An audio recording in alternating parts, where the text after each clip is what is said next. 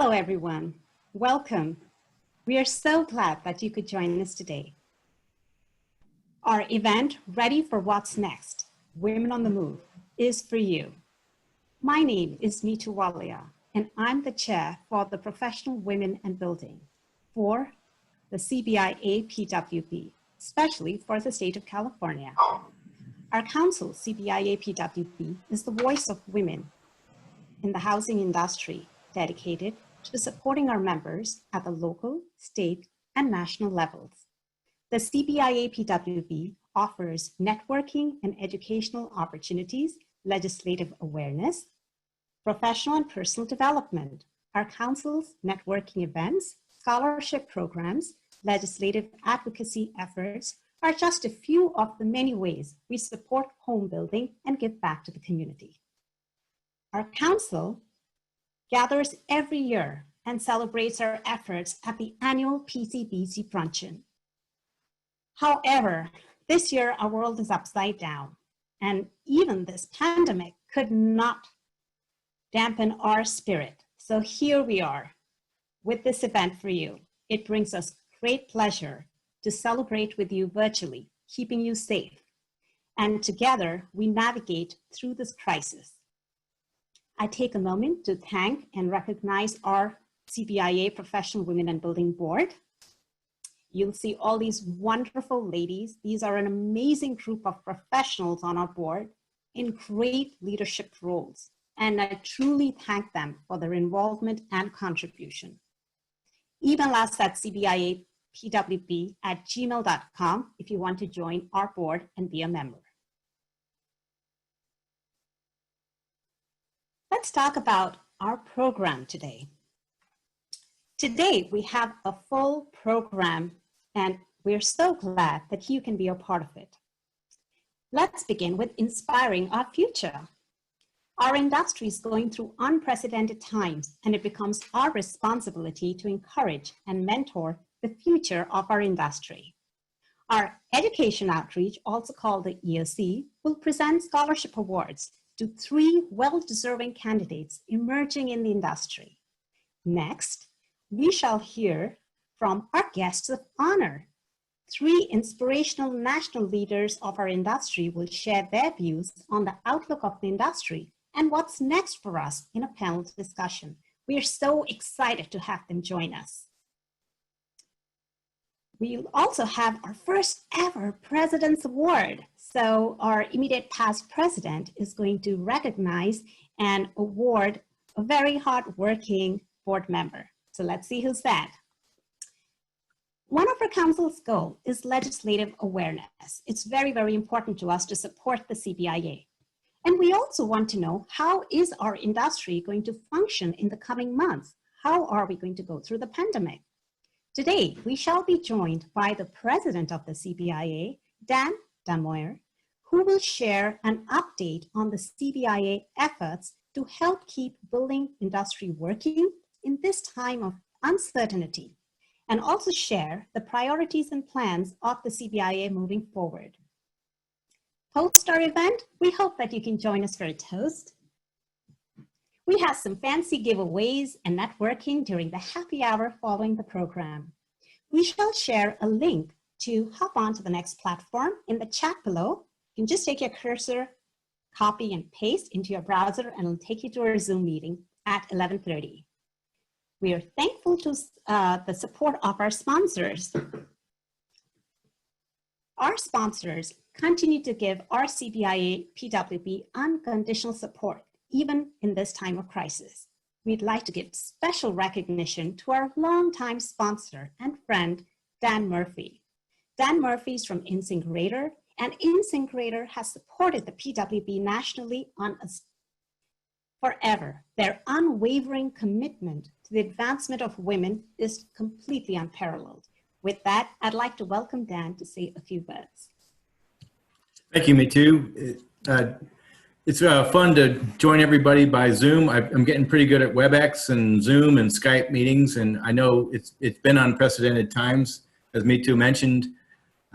We've gotten very good at the virtual world, but at InSyncGreater, we miss the PCBC event, and we look forward to getting back to the IBIS event, the Spike event, because we like to see all of our members and friends in the room and be able to shake their hand and be more interpersonal with them. But as unprecedented times, we're going to be here to support however we can. So InSinkErator goes back 50 years in our sponsorship of professional women in building. At PCBC, I think we're 40 plus years. And the nice part about this, when Beth and Terry reached out and said, could you do something on a virtual sponsorship? I only had to ask and get a response within an hour to our president, Joe Dillon, our vice presidents of sales, Joe Maiali and Rob Grimm, and our vice president of marketing, Mark Camarota.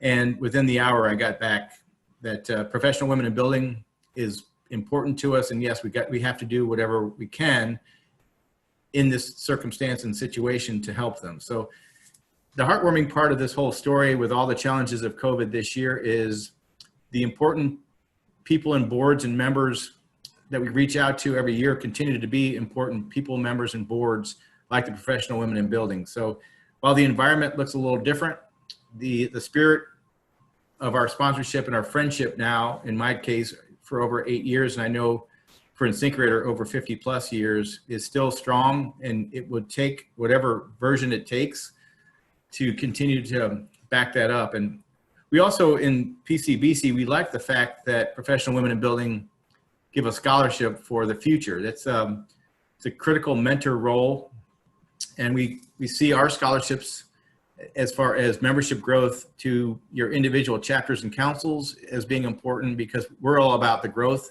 of professional women in building going back 50 years when we met with the Professional Women Council and said, yes, we want to be a part of this from day one. So it has grown and become stronger, and we are extremely proud to be a partner and founding sponsor in all of your events. And we really endorse everything that professional women in building stand for. And I think your resilience and your dedication and determination as the country ramps back up is going to be needed now more than ever. So continue to be who you are, be leaders, be mentors, be coaches, and be friends. And we're going to stand in our seat right next to you along that path. So we're excited to be a part of this. It looks a little different, and I'm going to stay on as long as I can. I've got a meeting in about a half an hour for forecasting, basically what's become the how bad is it going to get kind of forecasting meeting. So I'm going to have to break away for that professional meeting here in about a half an hour. But we are extremely proud to be a founding sponsor, and we will continue to be that. The future looks very, very bright, even though the current window doesn't look all that strong as far as the nation and what we're going through. So without further ado, I'm going to turn it over to Alina Christensen and Melissa Kylan to present the 2020 CBIA PWB Scholarship Awards. And thank you.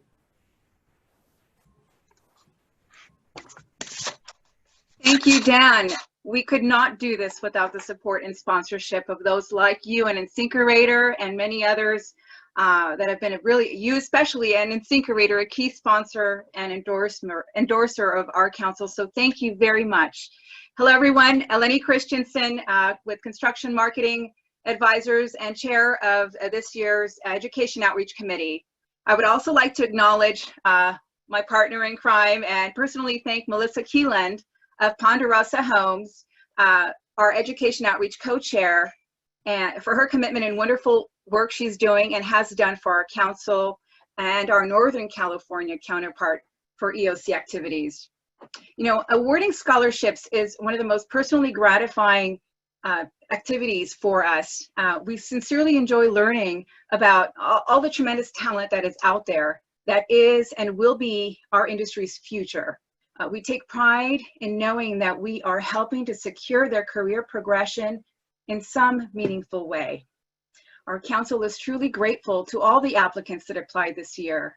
The decision did not come easy, as all the applicants were very well qualified, passionate, and frankly exemplified through their strong leadership roles and academic achievement, as well as their voluntary participation within our industry.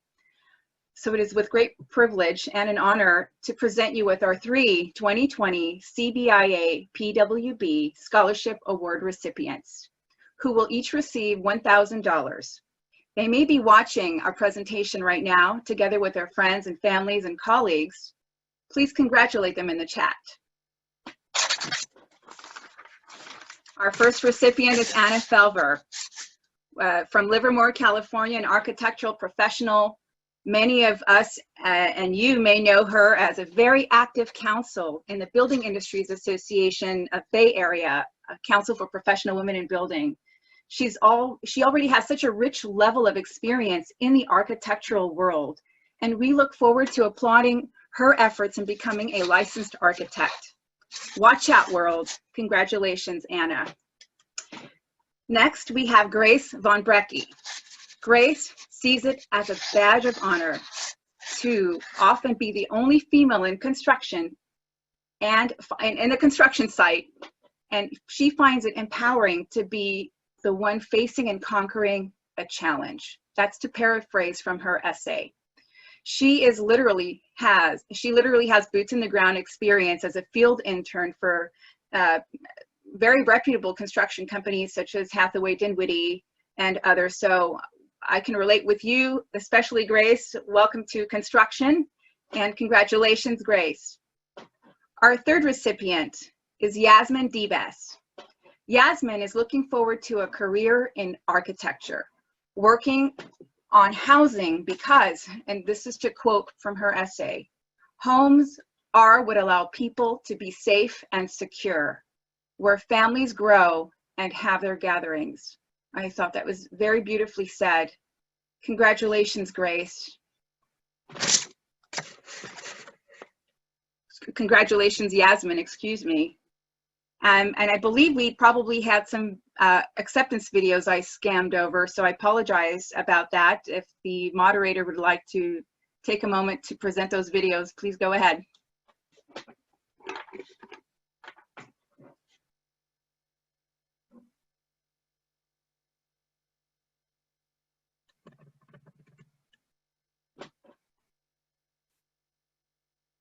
Seems like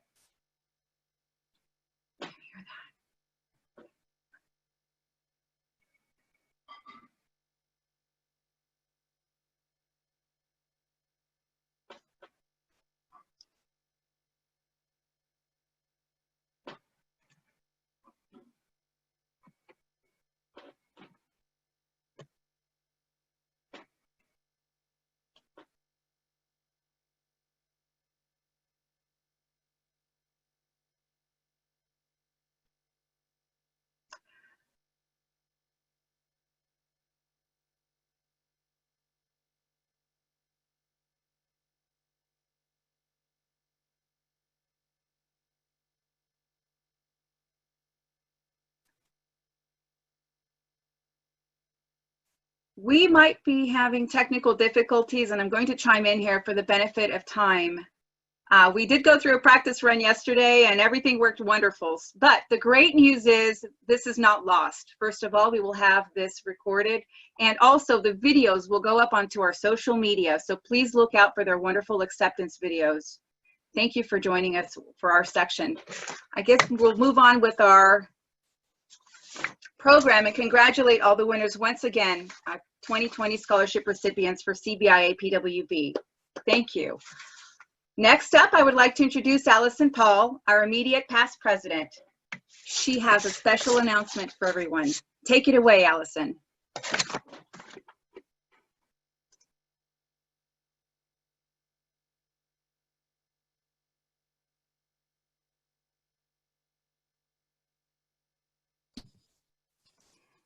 So thank you, Layne. Thank you so much for presenting the application to, awards, the scholarship awards to our wonderful applicants. We are so proud. And here is Allison. Hello, everyone. My name is Allison Paul, and I'm the 2020 sponsorship chair for CBIA PWB and the sales and marketing director for the California Home Building Foundation. I'm also the immediate past chair for CBIA PWB, and I have the distinct honor and privilege to present our council's first ever President's Award, which recognizes excellence in a PWB board member for the 2019 year. This was a very tough decision because each and every board member was integral to the success of our council last year. But this particular member really stepped up to the plate, and I'm proud to recognize her for her success. Communications is a very demanding and multifaceted board committee, and this individual jumped in head first last year as co-chair with innovative ideas. She launched our council's Instagram account. She created a fresh content plan to connect with our members and really gave a voice and a presence to our council's digital communications. She's a self-starter with both talent and ambition. She's a true professional and has demonstrated empowerment and support of her fellow women in the industry time and time again. It is my pleasure to give my President's Award to our 2019 Communications Chair, Kaylin Horton with RSI Energy. Congratulations, Kaylin. Thank you, Allison. This is obviously a big surprise and definitely a huge honor. Joining PWB last year after we met, you were so inspiring with your personal story and journey with this council. And I couldn't wait to jump in. Communications is definitely a good fit. I have learned a lot about what we're trying to achieve as a board. And I hope that, I can help continue to move our agendas forward. I'm extremely proud to be a part of this organization of strong, resilient, smart, amazing women. And I look forward to working with all of you guys in the future. So thank you so much. I'm extremely honored. Thank you, Kaylin. We're very, very excited to have you as our 2019 winner of the President's Award. Speaking of people making a difference, today we have 3 of the building industry's top leaders. We have Joan Webb, Sheryl Palmer, and Layne Marceau, and our program's chair, Beth Harris, who are here to answer our questions about the state of our industry and how we can be ready for what's next. Take it away, Beth.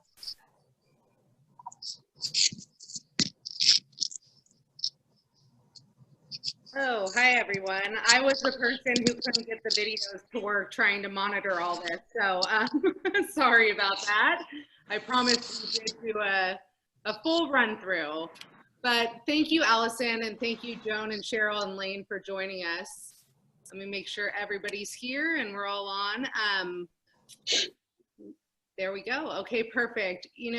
We're very excited in this time. We're excited to hear from leaders in the industry. We're excited to hear your thoughts on the past, the current, the future, and how we really move forward and empower ourselves as women and men in the industry and beyond. So, we just want to really, really express our gratitude for being here. And I'm sure most of us know exactly who you all are, but we'd love to take a minute and have you introduce yourself. Sheryl, we'll start with you if that's okay.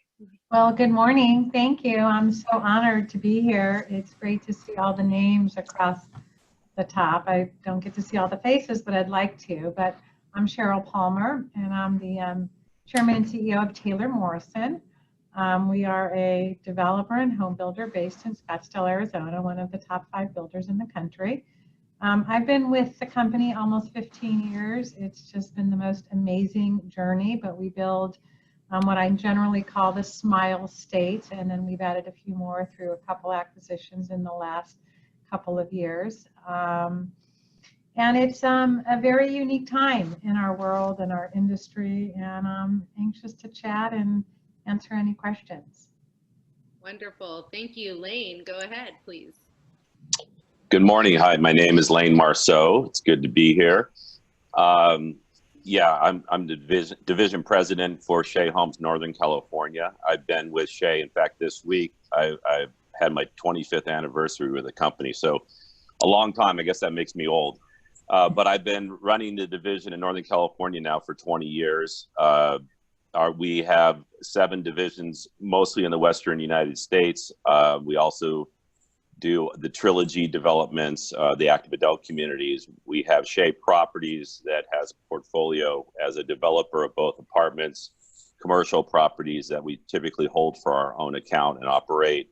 And we have Shea Heavy Construction, which is really the history of our company where we started, which was in the plumbing and big infrastructure projects. And many of you may know that we were part of building the Golden Gate Bridge. We are part of building the Hoover Dam and many of the iconic projects across the United States that that obviously as a company we've always been so proud of. But yes, as Sheryl said, it is interesting times for all of us, and I also look forward to speaking with all of you here today. One thing I've been living on Zoom and team calls, but this is the first time that I really can appreciate the chat function, because I've never seen, maybe you're all just a little chatty, but I've been scrolling through them, and there's a lot of those little messages, but it's kind of fun.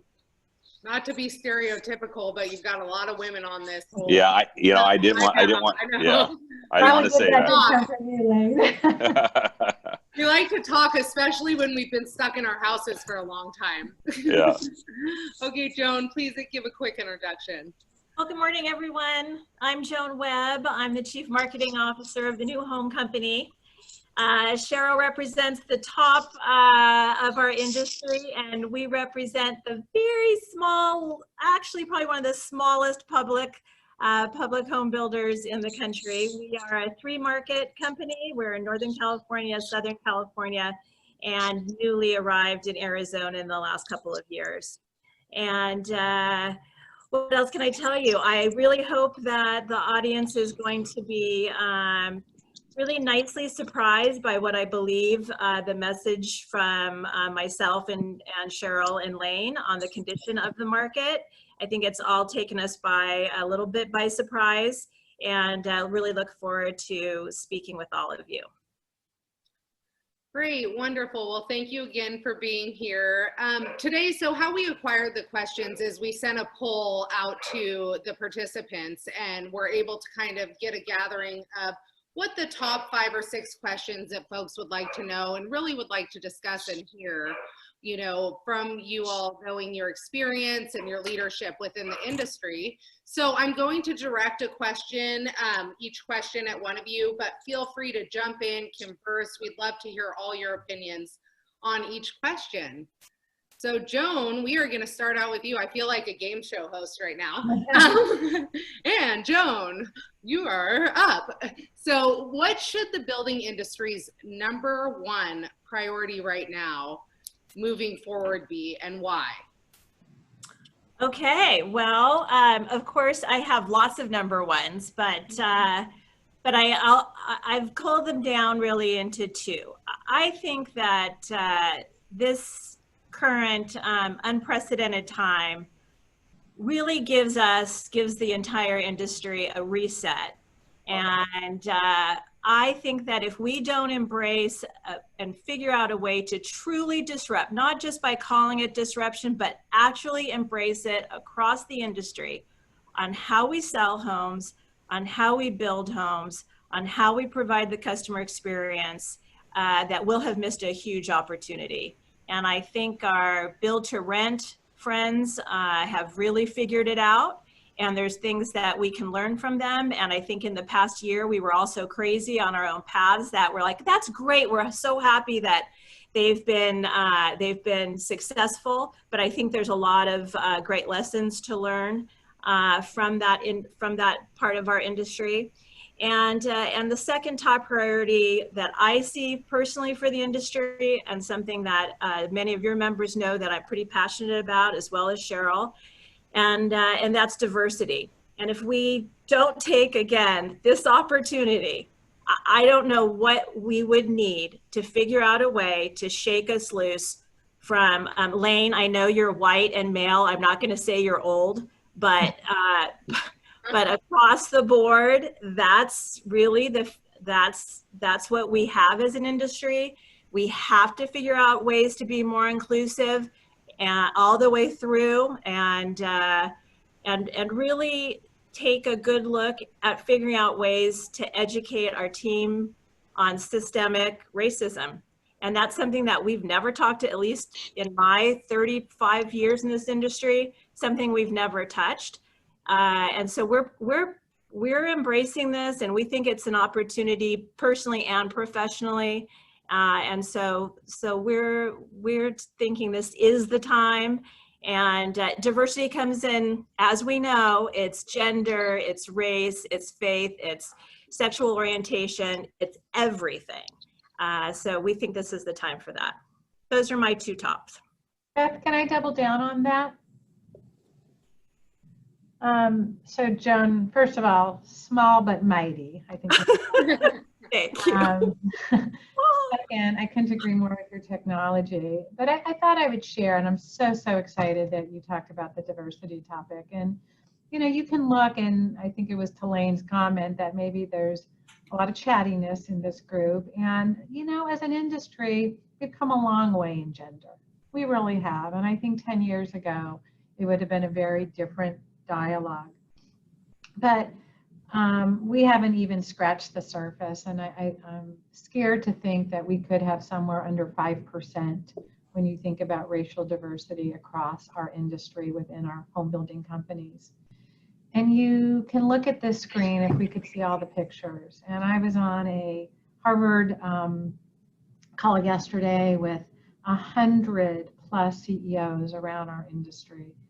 And it was much more male white, but there was some women diversity, but that was it. I mean, zero ethnic diversity. And we have to start with us. If we don't figure it out within our own organizations and in our management teams, you know, we can talk all day about the business benefits and who we're going to be selling to over the next 5, 10, 15 years, and it's not all of us. But everyone, I mean, it took 20, 30 years to see some impact in gender. We have got to hit the ethnicity side. But the last comment, because I am so passionate along with you, Joan. But yesterday I was in 2 different meetings where I heard the most open, honest, real dialogue. And we've been talking about this for years, but it was a great start. And we just all have to kind of keep it alive. If I can add on too, and I appreciate both those comments, it's interesting, and you're right. For years, we've looked around the table when we have our division presidents meetings, and along with that is the Shea family sitting there, and it is predominantly been white men. I will have to admit that. And we've been talking about it for 5, 10 years, and you know, over the last 5 to 10 years, Janet Benavides has been promoted to our corporate vice president of sales and marketing. Our leader of our technology team is Diet, another woman, but we haven't had enough women in our organization. I'm proud to say, and partly because of Sheryl's leadership and mentoring, it's probably painful and I'm saying it publicly, but this one. yeah, but we just hired, after being in business 130 years, we just hired our first female division president, and she came from Sheryl's leadership and mentorship of Nicole Murray. So sorry for that, Sheryl, but I had to just let everybody know that, you know, you've helped so many women in this business, and we're now going to be a beneficiary of all that help you've done for them. I appreciate that. And we do really well internally. We have about 1/3 of our presidents are female, but we don't have any ethnicity in our president rank. So as much as I'm proud of the work we've done, we haven't scratched the surface. Great. Well, thank you all. I mean, I think that obviously in the time that we're in with adversity, with the systematic racism, with the COVID corona, I think it has both names right now. I'm never sure which one to call it. You know, this is all going to be so imperative moving forward, and your leadership in this industry is what's going to really advance the industry. So thank you guys for being so open and honest and answering that. So next, Layne, we're going to get personal here. What is the biggest personal and professional struggle that you've experienced lately? I'll start with, on the professional side, it is interesting because I had every 2 weeks with what I would call kind of the office support team. So all the executive administration, IT, other office management, HR, all of those supporting services. There's about 15 to 16 individuals that I wanted to connect with, because a lot of the other, where I normally see them all the time when we just walk around the office, so I'm able to engage with them on a daily basis, that isn't happening as much. Others, like the sales team or construction team or community development teams, I'm still so active with on one meeting to the next, but without having that ability to walk through.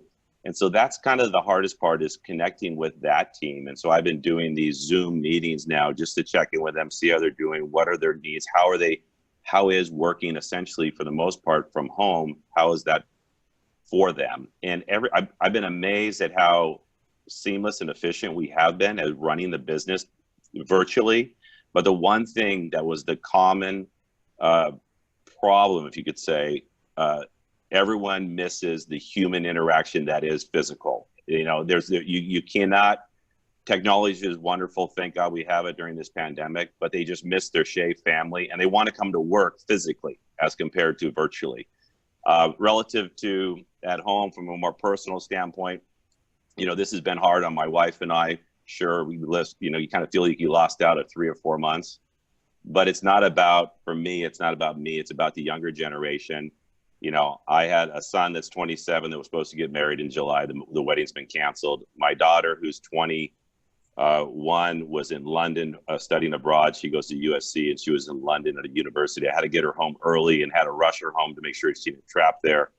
My other son at USC is a senior. He just graduated virtually and kind of lost out on a great graduation. And my daughter, who's 16, you know, had her junior prom dress, which she bought, and there's no junior prom. So for me, that was hard for me, is feeling like those are things that can't be replaced. And I really feel terrible for that younger generation of people that, you know, that's really who I feel like something's been kind of taken from them that you can't replace.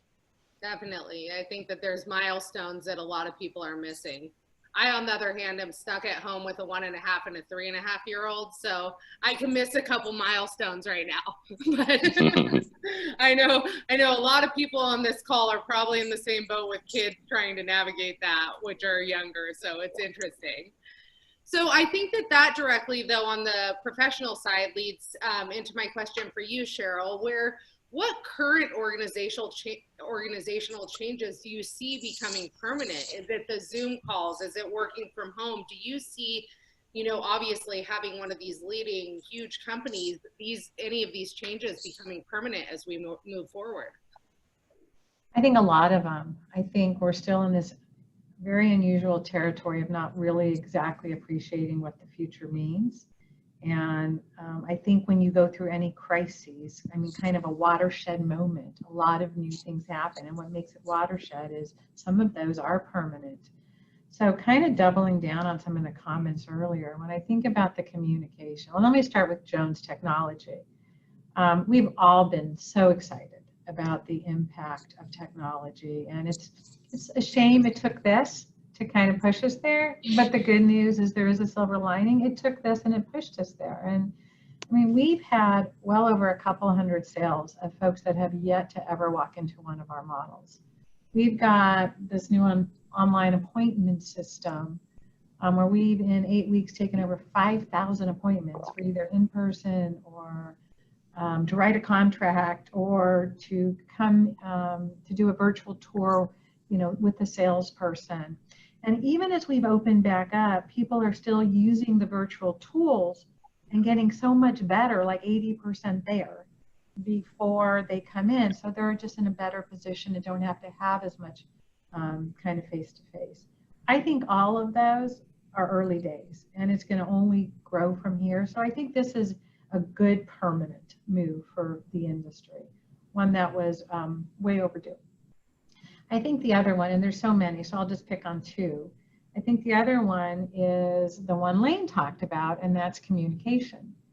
And we started something, about a year ago, where we had a platform through a relationship we did with the Ritz-Carlton, where we started these daily huddles. And so every single day, all 3,000 team members were in a 10, 12-minute meeting. Generally with their department, once a week within their division. But we had this platform where people called in, so we never lost that connectivity. And it was amazing, and I'm so delighted we had it. It made it so easy to connect every day with every team member. But if I think back to early March, you know, I think everyone's gone through different stages, and I think that early stage was the unknown. What is this? This is so uncertain. What does this mean? And so everyone's just trying to figure it out. And then there was a fear because businesses were shrinking and there was jobs. And when that happens, there's this kind of kumbaya, right? And then real layoffs happened in the industry. And I think people kind of came together to do the right things.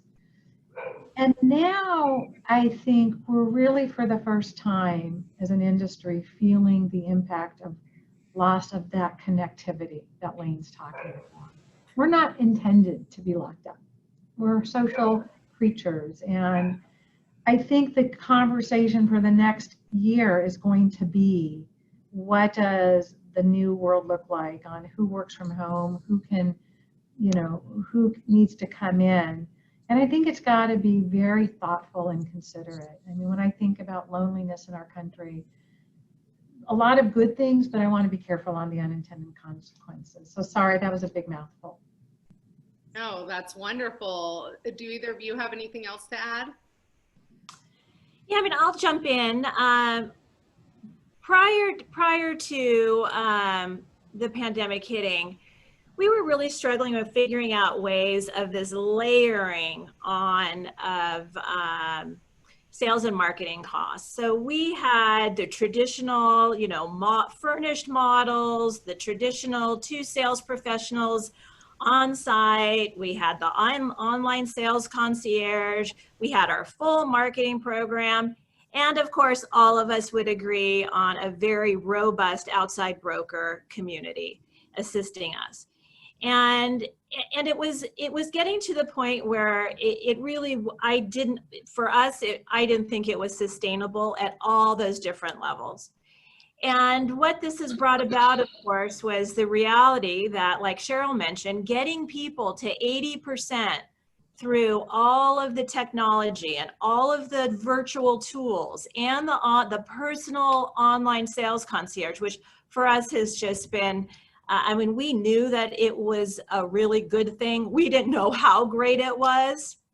And that has really helped us make, we think, the right decisions on, not for people that are on this call that are sales professionals, because there's other ways. We have sales professionals that want to go into online sales concierge now, that of kind of lowering some of those on the ground costs, going to models that don't need to be fully furnished. I mean, the idea of mixing fully furnished with, you know, with staged homes, some of those things, all of our social media touring, all of those things we think are going to help us bring down those sales and marketing costs, which in the end, it all goes to that affordability question, right? If we can figure out ways of bringing out some of these costs and some of these traditional areas that we haven't been able to touch in the past, we think will be very positive, and we think that's here to stay.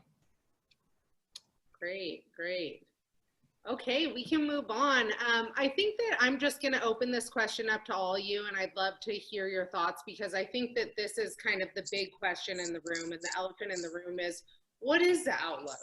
What is the outlook for housing? What is the outlook for the economy? What are we thinking looking forward, knowing that you guys have spent many years and have really elevated yourself in the industry? What can we see in the future? Well, I'll jump in. Yes, it was devastating in March and April for sure, as the housing market and everything that happened to the economy. And it was really where there was almost not a market in many, many areas. I know as a division, in April, I had 4 net sales, because as quick as I was getting a sale, I was dealing with a cancellation. So it was really as much about looking at my backlog and fear of the next cancellation as it was about achieving the next sale. Dramatic change when we went from April to May, and we started seeing some stability and a little bit more, I think, hope. I think when you looked at March and April, people were confused and they lacked hope. And we really saw that turnaround in May, and as we're coming into June. Now I would say, to my surprise, really how good the home building market is in Northern California, but it's different. The outlier markets, you know, in Northern California, that would be, you know, Mountain House and out in Tracy and out in Lathrop, you're in Brentwood, Fairfield, Vacaville. But even now the Tri-Valley of Livermore and Dublin is doing quite well too. So it's really leaving density. I think there's going to be an interesting thing to watch this shift of there is a leaving of density and this desire to get more to suburbia. I think it's for two reasons. One is the fear of what we all saw in New York with the density and not wanting to be so in crowds. And then also a lot of people that were in more dense environments, it also came with the social aspects that went with that, but it was about people. And then I think the second issue is the ability now to be able to be farther away from your job, because we've all now learned rapidly that working from home is acceptable and you can be productive. And I think it's going to be interesting to see whether people work full-time from home, if they're out in Mountain House and their job could be all the way in Silicon Valley, or if they can work 3 days from home and they only have to commute 2 days a week. And now, if there enough of them do that, now those 2 days that they are commuting, they're not going to be as problematic of a commute because so many are staying at home working. But that now has also a design shift. We're looking at any community that we haven't finalized the processing of our plans. Obviously, home office is the new hot thing, you know. So before it was all about open floor plan. And I know that I was fortunate enough at my home, I have a closed door office in my home. And I think myself, oh, thank God I do, because I have all the kids at home and I don't want to, you know, have to shush everybody, including the dogs. And so, you know, I think some of the open floor plans are going to maybe get compartmentalized, especially for a home office where there's more soundproofing.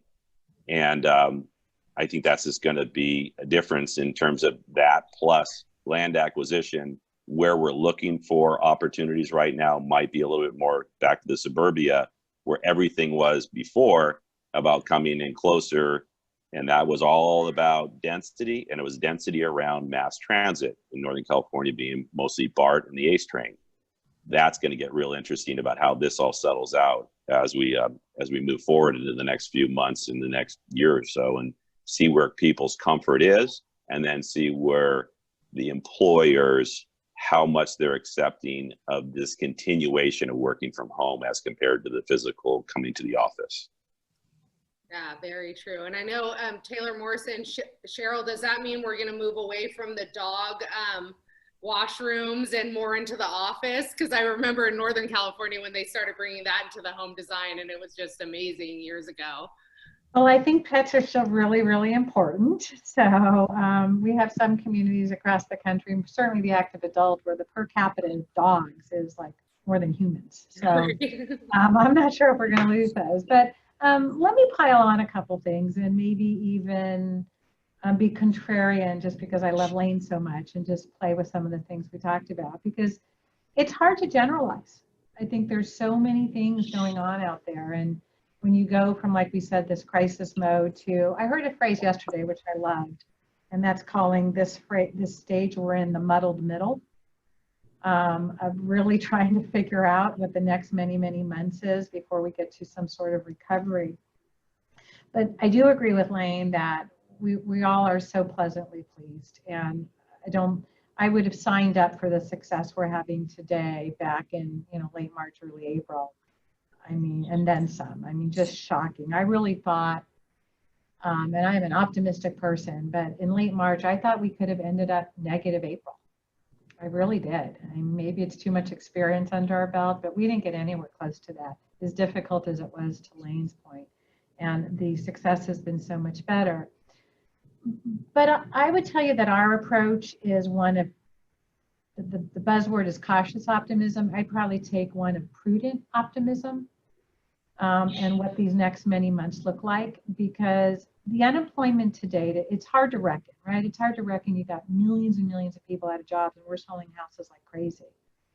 The jobs to date have been, you know, a few categories, certainly a lot around service, a lot of folks that really haven't entered into home ownership. Not all, but a lot. There's also this social stigma that sits today, and I am the last one to put water on it, because I am, like I said, prudently optimistic.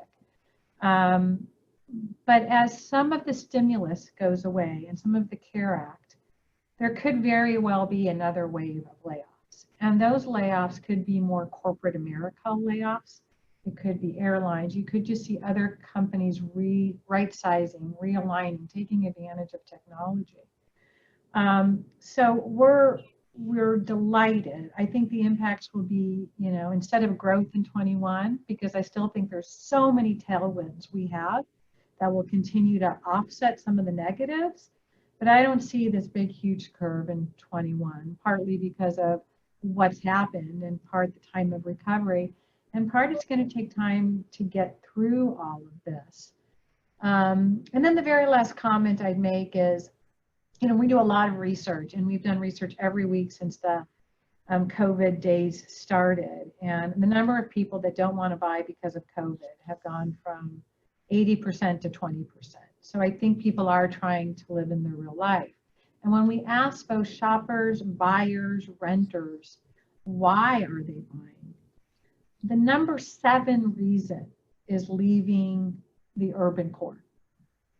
And so we found that there's a lot of chatter, but we actually haven't seen it as much. So that's where I'm just going to disagree with Layne a little bit, because we're actually seeing many of our urban markets, they were the last to come back, but coming back.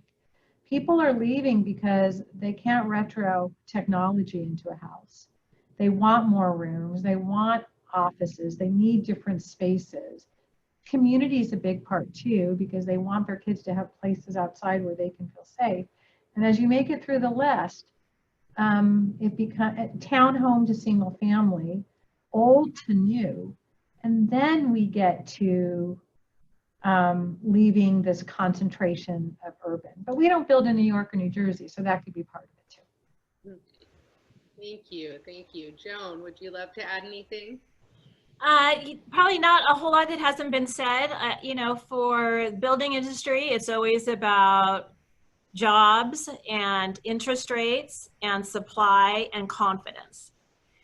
So when the jobs, yeah, John Burns is predicting that we, after all kind of settles down with the pandemic, that we may end up somewhere around 12 to 13 million. But I think Sheryl brings up a really good point. We do not know what the technology advantages will play out in the future. So, you know, it's going to be choppy. I think we've all seen the last couple of weeks. For us, the last few weeks have been the best, you know, of the year. Talk about surprise. We would love to think that that momentum carries on. Is it pent up? We don't know. You know, 30 to 60 days is going to tell us a whole lot more about what this looks like, but we too are, I like the prudent optimism. I was gonna go from choppy to, we'll go with prudent optimism. So there you have it. Great, thank you. And I think in closing, one really, really important question is, what food will you never ever eat again after being quarantined and sheltered in place? Tomato soup. There you go. It's easy and quick, right? Cauliflower rice. You guys are healthy. You're way more healthier than I am. Layne? Well, my biggest problem has been that my 16-year-old daughter, who's super thin, she can eat ice cream every night. And so I end up having a bowl every night with her, and I need to stop. Oh, that's too bad. Yeah. Is that the quarantine 15 or quarantine 20? Right. Well, thank you guys so much for being here. I know everybody, if you've been reading the chats, or we can send it out and take a time, because everybody is just so thrilled with your honesty and your leadership in this industry. And we really, really thank you spending the time to be part of our CBIA PWB brunch. And we look forward to seeing you in person in the future. But for now, we really, really appreciate the virtual connection. Thank you, Beth. Thank you. Thanks. Good to see you guys. Really appreciate it. Thank you. Yeah. Thank you. Bye-bye. Bye.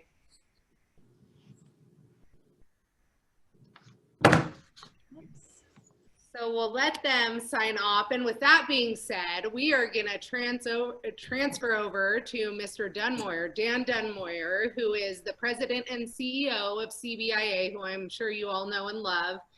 He, you know, as being the CBIA PWB chapter, we partner with them on so many things, from legislative advocacy to events to, what else do we do? Everything together. But no, our biggest goal as a PWB part of CBIA is to support CBIA and their initiatives. And we have such a great relationship. We appreciate your support, Dan, and we'd love to take a couple minutes to hear everything that you guys have been doing to really keep building afloat in these times and looking forward what we can expect and support you in. Thank you, Beth. Thanks for the honor of being included in this great event today and just to be included in the discussion. So real pleasure. And Beth, I know you're a super mom now, but I also appreciate your background in the legislature and all you've done as well to bring PWB to the next level from an advocacy perspective. I also need to shout out to Me Too and to Allison, who are two rock stars who have really helped lead us in the future, to the future, and lead PWB to be an award-winning organization, and that's nationally. So it's just really an honor to be associated with today's activities. So thank you, Me Too. Thank you, Allison. So a few things I just want to bring as we wrap up today and give you a sense of what we're doing at the California Building Industry Association in conjunction with PWB to address our housing crisis in California and just the whole need for us to have a robust housing industry. So at the heart of the COVID-19 coronavirus crisis we had in California, a decision needed to be made by the governor of the state of California, Governor Gavin Newsom, as to which businesses are deemed essential. Obviously, you have to have food, and obviously you have to have some basic elements of life in order to sustain, even if you're dealing with a killer disease. And we worked very diligently, very much behind the scenes, to also keep housing as one of the essential industries during the COVID crisis. And this wasn't without controversy. So the governor on March 14th made a decision that we would all shelter in place. And one of the phrases that I brought forward inside of his cabinet was the issue of how do you shelter in place without shelter? And there were so many of our builders, three of which did an awesome job in communicating their heart and passion for building today, that were close to closing out homes. People were doing virtual tours or doing regular tours and were a week from entering their homes. And if government shut down its construction of housing in an afternoon, where would these families be? Many of these families had given up their rental leases, were ready to move in. And at first government was saying, no, housing isn't essential. And these people would be left on the street. And so within a 2-hour period between his announcement at 6:30 p.m. and 10:30 p.m., we were able to convince the governor of the state of California that housing needed to continue and to be built in order for us to help during this horrible pandemic. The good news about that effort was that traveled the country, and I have a counterpart of 49 other CEOs that I was able to communicate that with. And generally, California is not someone to be emulated for regulation and housing activity, but in this one case, we were. So I do want to know that, I do know that the Bay Area shut down for a while, and that did slow things down, but they, thanks to some work by a supervisor in the Bay Area known as Dave Cortese, we were able to reopen ourselves up. And the rest of the state kept housing as an essential component, and we were able to build. The other thing CBIA does is also just work on the legislative front. And here again, a shout out to the PWB team. This fantastic what you have done. And that is just won awards now nationally for being the leading voice for housing as an advocacy effort. We're working with one of my counterparts, Michael Gunning, who has really brought the PWB leadership team into the Capitol to advocate on behalf of home building and the home building industry. It's not just the home builders, which we saw 3 great ones today on the videos, but we also have a full industry, whether it's InSinkErator, whether it's people who provide material supplies, marketing, all the engineering skill sets. It's important for us to see ourselves as an industry and a family that really makes this a great place to build in California. So we do have our housing killers and housing creators. If you go to the CBIA website, you'll see what our measures are. And this year we included some regulations that really made it difficult. I'll close with just that whole issue of regulation. Regulation obviously can add cost and complexity to housing. But in the world that we've dealt with, in the issues of inequality, regulations can have what I call, as is called by social scientists, a disparate impact on society. And what that means in English, this is something that came out of President Obama's comments and HUD, but it's when you put regulations into effect, whether intended or not, that make it more difficult for people of color and low-income families to buy our product. That's a regulation that should be radically changed. And we're dealing with that right now. It's called vehicle miles traveled. It's a regulation that's intended to reduce greenhouse gas, which we all want to do. But in doing so, it adds cost the farther you live away from the urban core. And why do families commute so much? It's not because they love their cars, it's because they love their families and they want to give them a home. And this regulation, which goes into effect on July 1st, makes it more costly to build in suburbs. Not a good thing during a COVID crisis. But if you look at who buys in the suburbs in California, especially Inland Empire, Tracy's, and San Bernardino counties, it's people of color, minorities. And so we're focused very much on trying to change the face of how we see regulation, that we recognize whether intended or not, it really can hurt and harm our minority families. So, keep that in mind as you look for ways to engage. I'll conclude by just saying thank you. Thanks so much for what you already do as PWB. Thank you for women in leadership in our industry. Thank you for Me Too, who continues to persist and continue to bring a smile to our face, but also leadership to our state. And with that, I'll just conclude and say congratulations on a great event today. Thank you for including me, and enjoy the rest of the day and the weekend. Me Too, back to you, I believe. Thank you very, very much.